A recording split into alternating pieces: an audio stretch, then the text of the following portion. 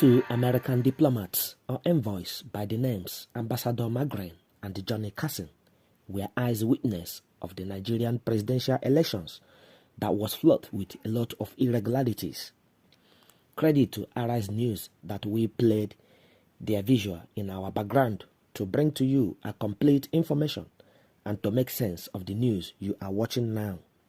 Two United States diplomats, Ambassador Mark Green and Johnny Carson, have said even Nigerian citizens that supported the winners of the February 25 presidential and National Assembly elections in the country were disappointed with the electoral process.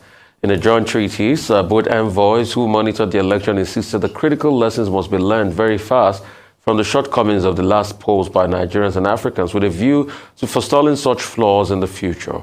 Writing for the Washington-based President Woodrow Wilson Center, United States Nonpartisan Policy Forum for Tackling Global Issues Through Independent Research, Green and Carson noted that among other issues, many polling stations opened late while polling workers reported material shortages. While Green was administration of the U.S. Agency for International Development Executive Director of the McCain Institute, United States Ambassador to Tanzania, and four-term House of Representative member, Carson was an ambassador to Nigeria and several other African countries. The ambassadors recalled that on February 25, Nigeria held its presidential election, with millions of Nigerians going to the polls for opportunity to elect their new leader, but noted that the process was fraught with irregularities. Before now, we heard that the following presidential candidates, Bola Ahmed Tinubu, Peter Obi, and Atiku Abubakar, are heading to court, where justice shall prevail and the judge rules the winner, as many Nigerians disbelieve the initial result announcement by INEC chieftain Professor Mahmood Yakubu. It is clear that no country can help your country except your leaders if they decide to change things for good. From report today, it is obvious that the United States cannot influence the Nigerian INEC or sitting government decision, but can only say their opinion like every civilian around the globe. Ayo, what say you?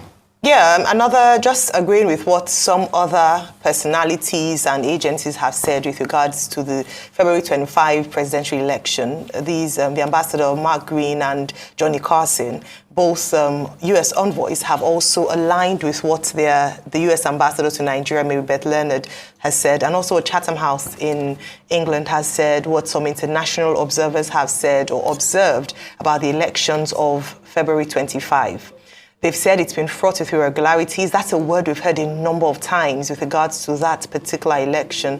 However, what I really like in terms of this article is where they talk about the role that Nigeria plays as the biggest democracy and the biggest economy in Africa, and being, as we often call Nigeria, the big brother of Africa, whereby other countries in Africa can borrow a leaf from or learn lessons from. Therefore, in that article, they talk about the fact that the importance of this election and the conduct of the elections is due to the fact that other democracies can learn. In fact, Nigeria is said to be by 2015 one of the biggest in terms of population around the world. So this is not just the biggest democracy in Africa, but the biggest democracy, one of the biggest democracies in the world.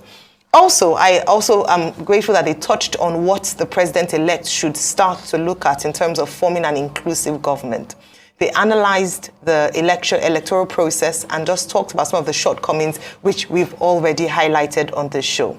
However, very critical as well, and the reason why we must continue to have these conversations is the impact, or perhaps the lessons we can learn from what happened on February 25 going forward in terms of the elections to come in a few days, 6 days' time. We're going to go to the polls again, this time to elect governors and also members of the State House of Assemblies. They also talk about the impact on other elections across Africa. But let's bring it back home in terms of some of the lessons that we can learn. So the first lesson, perhaps from the last election, which a number of people have talked about, is the process, the management of INEC's management of the entire process. We've talked about right from the point of registration to of voters to the point of going out to to vote, it was marred with irregularities.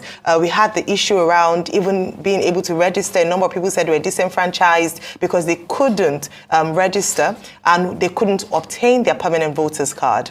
Beyond that, to talk about security, I'm grateful that the Director of Security at INEC will be joining us later in the show to give assurances of the next election. But they did this during the presidential election. Unfortunately, the reality it wasn't quite consistent with what they had promised. And then finally, I'll just say in terms of punitive measures for people who obviously break the electoral laws. We had a number of people, no arrest at least so far has been made, and just these lessons that we can take forward as a nation. The U.S. ambassadors began to talk about what the president-elect should start to look at, including forming an inclusive government.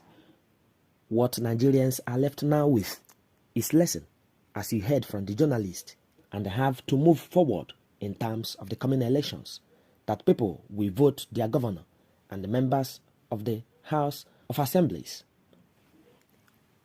Speaking the voice of the Nigerians, we also get promises of fixing insecurities, steady or constant electricity, working social amenities, building of good roads. We heard these over the years, time after time. These promises are unending, but never fulfilled at any time. Lessons are not enough for the civilians who are under the eye watch of the authorities that make decisions for them, whether or not the decisions for you as a civilian is good. Therefore, the lesson must be learned by the leaders, that every Nigerian who is not lunatic will ask you, where are the leaders? This is why LP, Mr. Peter Obi, came forward, won the youth's hearts in Nigeria and diaspora, but couldn't get his mandate. The Nigeria government system is a difficult one when you compare it with systems of government in the growing and the developed countries around the world. Since the court granted LP, Labour Party, and Mr. Peter Obi access to check the beavers machine to see the original results from election, INEC chieftain Mr. Mahmood Yakubu has ceased to comply. He has refused to allow this access, but chose the way of first configuring the beavers machine. And now people have asked, what is the authenticity or the liability that the beavers machine will still be secured, and the state in which the true result can be seen? Some people have argued that INEC chieftain Mr. Mahmood Yakubu will tamper the beavers machine. Therefore, the other two parties, LP, Labour Party, and PDP, People's Democratic Party, presidential candidates who want to have access to the beavers machine will not see the result they really want. The same people are on the seat today. Therefore, learning lesson shall be a waste of time.